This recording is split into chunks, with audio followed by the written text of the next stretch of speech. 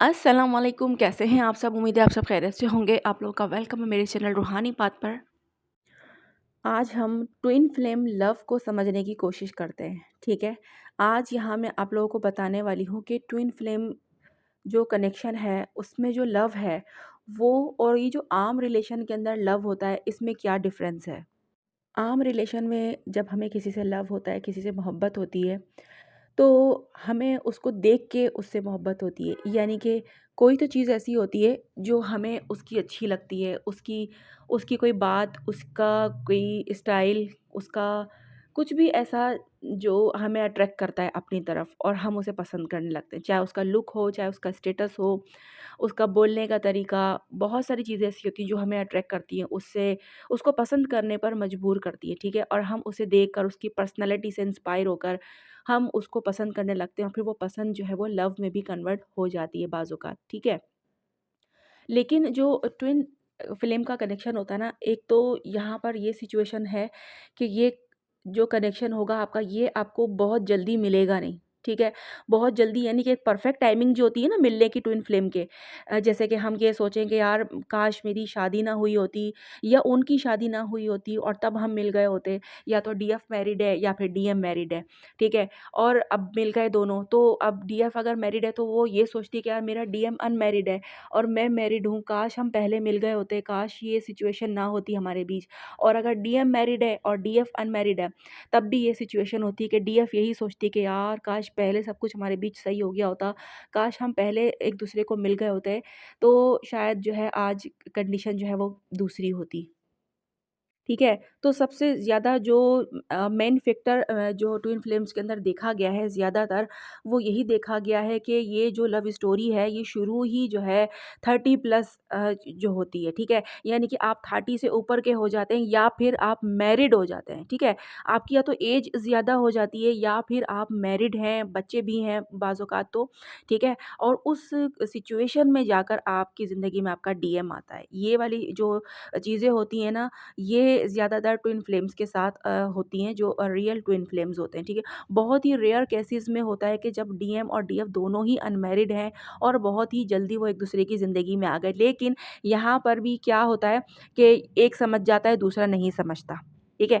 बात वहीं पे चली जाती है। यानी कि जब तक दूसरा समझेगा, जब तक वक़्त गुज़र जाएगा, जब तक एज बढ़ जाएगी और आपको एक्सपीरियंस काफ़ी ज़्यादा हो जाएगा, आपकी जो फ़ॉर्म है वो चेंज हो जाएगी। या तो आपका जो ना समझने वाला बंदा था यानी कि जो डीएम है वही नहीं ज़्यादातर समझता। अगर वो डीएफ की लाइफ़ में पहले आ भी गया है, दोनों अनमैरिड भी हैं, तो वो अपनी कंडीशन को, अपनी फीलिंग को ही नहीं समझेगा, ठीक है? फिर वो थर्ड पार्टी में भी चला जाएगा और मैरिड भी हो जाएगा, बच्चे भी हो जाएँगे और उसके बाद जाके उसको अक्ल आएगी, ठीक है? ये वाली चीज़ें भी होती हैं कि जो अगर पहले मिल लेते हैं तो उनके साथ भी ये चीज़ें होती हैं। या फिर डीएफ की शादी कहीं और हो जाती है, डीएम अनमैरिड रह जाता है, डीएफ कहीं और चली जाती है, डीएफ के घरवाले उसकी शादी कहीं और कर देते हैं, वो मजबूर होके अपने घरवालों के आगे या तो झुक जाती है या फिर उसके पास कोई और रास्ता ही नहीं होता कि अब क्या कर रहे हैं, ठीक है? तो ये वाली सिचुएशंस भी उन लोगों के साथ आ जाती है जो वक़्त से पहले मिल जाते हैं यानी कि टीन एज में मिल जाते हैं यानी कि अनमैरिड होते हैं उस वक़्त वो मिलते हैं लेकिन सिचुएशन उनकी चेंज होनी ही होनी है। या फिर अगर दोनों कहीं किसी और रिश्ते में नहीं भी जा पाते हैं, अगर डीएम भी शादी नहीं करता है आगे चलकर और डीएफ की भी नहीं होती है, मतलब कुदरत की तरफ से ही नहीं होती है, खुद ही नहीं होती है, ठीक है? रिश्ते भी आ रहे हैं, सब कुछ आ रहा है, लेकिन बात नहीं बन पा रही है, खुद ही। लेकिन आप ये देखेंगे कि उनकी एज बढ़ रही होगी, वो एज वाइज़ जो है वो बड़े होते जा रहे होंगे, उनकी एज क्रॉस कर रही होगी शादी की, ठीक है? वो उनकी फैमिलीज़ उनको यही कह रही होंगी कि यार उम्र होती जा रही है, पता नहीं कब बात बनेगी, कब क्या होगा?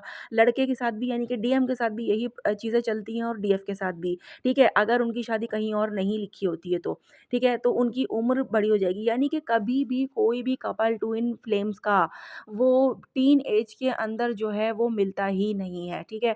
मिलता ही नहीं है, अगर मिल लेगा तो उसमें दूरियाँ आनी ही आनी क्योंकि एक्सपीरियंस नहीं है ना, कुछ सीखा नहीं है, कुछ समझा नहीं है, जर्नी को जाना ही नहीं है, जर्नी में क्या करना है, क्या नहीं करना है, ये सब कुछ अभी पता ही नहीं है, एक को पता चल गया तो दूसरे को पता ही नहीं है। तो ये कन्फ्यूज़न जो है वो रहती है लाज़मी। ठीक है, अब ऐसे कपल भी हैं, ऐसे भी सिचुएशन है कि मतलब ट्विन फ्लेम यानी कि डीएम, डीएफ दोनों ही आपस में मैरिड होते हैं। तो अब वो ये सोचेंगे कि हम तो शुरू से ही मैरिड हैं, मतलब हम तो टीनेज से एक-दूसरे के साथ मैरिड हो गए, तो अब मतलब फिर हम क्यों मिले? तो कहने का मतलब सही यही है कि देखें, आप लोग अगर पहले मिल भी गए, तो भी मिलने का क्या फ़ायदा हुआ? वापिस से वही डिस्टेंस, वापिस से वही सेपरेशन, वही ऑन ऑफ, वो सिचुएशन, मतलब हस्बैंड वाइफ बनने के बाद भी वो सिचुएशन आप लोगों के बीच में चल ही रही है, जो अनमैरिड और मतलब दोनों अनमैरिड अगर होते हैं या मैरिड अदर हैं, अदर पर्सन के साथ है। यानी कि जो हर ट्विन फ्लेम की लाइफ के अंदर जो सिचुएशन एक चलती है ना, रनर और चेज़र, कॉन्टैक्ट और नो कॉन्टैक्ट, ऑन ऑफ, ये जो चल रहा होता है, ये उन शादीशुदा कपल्स के अंदर भी होता है भाई। वो भी सैटिस्फाइड होके नहीं बैठ जाते कि अब हमारी शादी हो गई है, तो अब हम इन सारे चोचलों से जो है हम बच गए हैं। नहीं, क्योंकि उनकी शादी तो हो गई है, लेकिन उनको कोई एक्सपीरियंस नहीं है, उनको कुछ पता ही नहीं है कि अब इन्होंने ये जो जर्नी उनकी है, उनके साथ अगर उनका डीएम ही है, तो अब उनको करना क्या है? डीएम के साथ कैसे ट्रीट करना है? डीएम पे काम कैसे करना है? डीएम पे काम कैसे होगा? खुद पे डीएफ काम करेगी तभी डीएम पे भी काम हो जाता है। इनर वर्क कैसे करना है? सोल पर्पस कैसे करना है? ये सारा कुछ उन दोनों को पता ही नहीं होता। जब तक उनमें सेपरेशन नहीं आती, जब तक उनके बीच में थर्ड पार्टी नहीं आती, ठीक है? फिर थर्ड पार्टी आती है तो डीएम जो है वो भाग जाता है। भले वो मैरिड है डीएफ के साथ, लेकिन वो भाग जाएगा, डीएफ को छोड़ के ही चला जाएगा। ठीक है? ये सिचुएशन तो आनी ही आनी है। क्यों? क्योंकि जब तक ये सिचुएशन आएगी नहीं, डीएफ की आँखें खुलेंगी नहीं, वो समझेगी नहीं, अपनी फीलिंग को नहीं समझ पाएगी कि मुझे इसके साथ इतना इंटेंस क्यों है? अब इसने तो मुझे धोखा दे दिया, छोड़ गया, मुझे तो इससे नफ़रत होनी चाहिए, लेकिन क्यों मैं इससे नफ़रत नहीं कर पा रही हूँ? ऐसा क्या है इसमें? ऐसा इसने तो मुझे धोखा दिया है, फिर भी मैं इसकी तरफ क्यों हूँ? तो कुछ न कुछ उसके साथ इस तरीके के मामलात रहते हैं कि वो खुद परेशान हो जाती है और वो यही सोचती है कि यार किसी तरह सही हो जाए सब कुछ, थर्ड पार्टी बीच में से चली जाए, मेरा मियाँ, मेरा हस्बैंड मेरे पास वापस आ जाए, मेरा डीएम मेरे पास वापस आ जाए, ठीक है? तो यहाँ पर जब वो खोज लगाती है तो फिर उसको भी ये कहीं न कहीं पता चलता ही है कि वो एक ट्विन फ्लेम है। और फिर जब उसको ट्विन फ्लेम के बारे में पता चलता है, ट्विन जर्नी के बारे में पता चलता है, तो फिर वो इस पर काम करना भी शुरू करती है, अपने इनर वर्क, अपने सोल पर्पस पर भी आती है, क्योंकि उसको पता हो गया है कि मैं एक डीएफ हूँ और मेरे ये कुछ काम है, ये मुझे करना है, ठीक है? तो उस डीएफ से पूछें कि भाई शादी करके तुम्हें क्या मिला? तुम्हें डीएम मिल गया, क्या हुआ उसके साथ? फिर क्या चल रही है, कैसी चल रही है उनकी ज़िंदगी, ठीक है? तो यहाँ पर ये जो चीज़ें होती हैं ना, ये ट्विन जर्नी के अंदर ट्विन फ्लेम्स के साथ होनी ही होनी, कोई सैटिस्फैक्शन के साथ नहीं रहता एक-दूसरे के साथ। जब तक आपका डीएम और डीएफ दोनों फुल अवेकन नहीं होते ना, एक-दूसरे के साथ एक लेवल पर नहीं होते, एक पेज पर नहीं होते, तो ये वाली सिचुएशंस जो हैं वो चलती ही रहती हैं। या तो वो आपको ब्लॉक करता रहेगा या फिर आप उसे ब्लॉक करती रहेंगी, वो नो कॉन्टैक्ट क्रिएट करता रहेगा, आपको करना पड़ेगा, ठीक है? सेपरेशन चलता रहेगा, चाहे आपकी तरफ से हो, चाहे आपके बंदे की तरफ से हो, ठीक है? तो ये चीज़ें जो है इमैच्योरिटी वाली ये चलती ही रहती हैं यार, क्योंकि उसको भी कुछ समझ में आ रहा नहीं है। यहाँ डीएफ को तो समझ में आ गया, चलो वो तो मैच्योरिटी से अब काम करना शुरू कर चुकी है, लेकिन डीएम साहब को कौन समझाए? वो तो अपने दिमाग में ईगो लेकर बैठ जाते हैं, अकड़ के बैठ जाते हैं। एक गलती डीएफ की वो माफ़ नहीं कर सकते कि ये किया तो क्यों किया? क्योंकि उनमें ईगो इतना कूट-कूट के भरा होता है। अगर उन्होंने ब्लॉक कर दिया तो बस ब्लॉक ही पड़ा रहेगा, वो नहीं खोलने वाले। अब उसके लिए भी डीएफ को ही काम करना पड़ता है ताकि भाई उनका बंदा जो है वो उनको अनब्लॉक करे, ठीक है? और इतने सारे गड़बड़ेशन के बाद भी ना उस डीएम के लिए फीलिंग टस से मस नहीं होती है, ठीक है? ये एक बहुत बड़ी पहचान होती है। मैंने कल भी वीडियो में मैंने ये चीज़ क्लियर करी थी कि यार कुछ भी कर ले वो बंदा, कुछ भी कर ले, लेकिन उसकी फीलिंग, उसका लव, उसका प्यार, उसका ख़याल दिमाग से जाता ही नहीं है, दिल से जाता ही नहीं है, वो कुछ भी कर ले, ठीक है? वो नहीं जाएगा। लेकिन जो नॉर्मल कनेक्शन होते हैं ना, जिनकी मैंने सबसे पहले बात करी थी, उन वो अगर होते हैं तो उनमें जो है ये सारी चीज़ें बर्दाश्त ही नहीं होती हैं।